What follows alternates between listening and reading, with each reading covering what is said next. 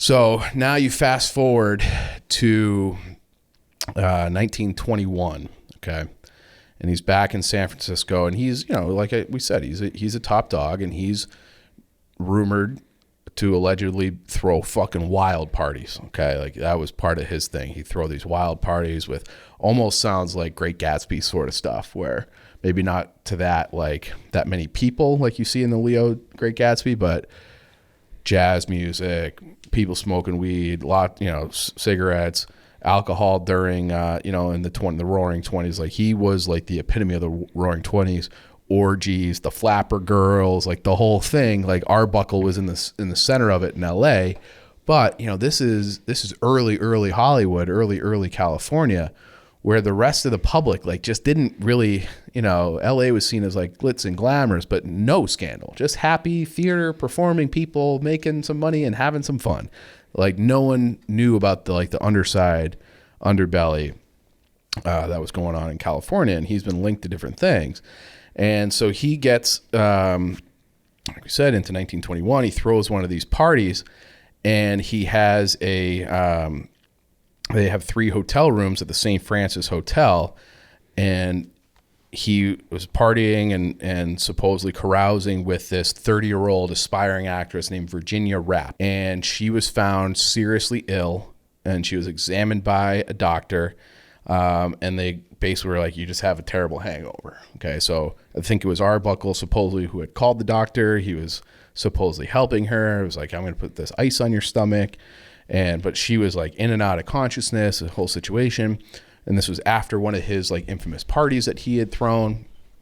And she wakes up at one point, and there's this woman there who was friends with her, who was like, hey, she said that, pointed at Roscoe, said, he hurt me. And then she died. She died within 4 days of this party. So now it's like the scandal it's like the scandal of the century, because he's charged with murder. He's charged with rape. Then, they threw a manslaughter thing on there. And basically what the friend of Virginia Rapp had said was that Arbuckle dragged her into the room, which her story changed like a million different times. So the original story is Arbuckle followed her in. Then Arbuckle dragged her in. Then it was like he jumped on top of her, and his weight, which I find this hard. As a guy who watches football and hockey, I find this part hard to believe. They said he jumped on top of her, and that caused him to rupture her bladder. And that's what she died of. It was a ruptured bladder. And there's just like, you watch a million collisions and all these different things. A ruptured bladder from a guy just like jumping on top. Like, I don't think so. And then, but then he was like, oh, he raped her. Well, they did an autopsy, and there was no evidence of that whatsoever. Now, who knows how good autopsies were in 1921, but that was the medical examiner's conclusion, was like, yeah, there's nothing really going on there. So it didn't really matter. It was like, don't let facts get in the way of a good story. And one of the guys we had talked about before, with his relation to getting marijuana banned, was William Randolph Hearst. And William Randolph Hearst saw this as an opportunity, basically like invented tabloids. So he sensationalized the story. He realized that holy fuck, like everybody cares about this. And he had a newspaper network across the entire country. And he said, gives a quote that this scandal sold more newspapers than the sinking of the Lusitania.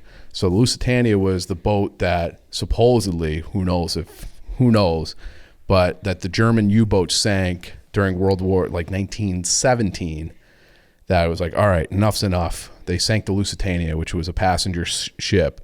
America has to get involved in World War I. So he said, and that was like a big scandal. Everybody was reading about the sinking of the Lusitania. He's like, well, this is way bigger than that. Get the Hollywood people in scandals. So they just kept the story going, and they would release little nuggets here and there all the time, little nuggets. Oh, he did this, and he's this debaucherous guy. He's using his position of power. He's taking advantage of women, and he killed Virginia Rapp. It went to trial 3 different times because there was a hung jury 3 different times. And the first 2 times there was a hung jury, but everybody was, I think it was 10-2 in both times with the jury that they were like in favor of acquittal, and then 2 people were like, no, like we can't get there. But then you're hearing like that he's getting, like some of the jury are getting bribed, and there's all these different things that they just went out to destroy his life. He had a government factor against him. He had a newspaper factor against him. And then he had like rivals in Hollywood, and they're all conspiring to like ruin his name. And they effectively did.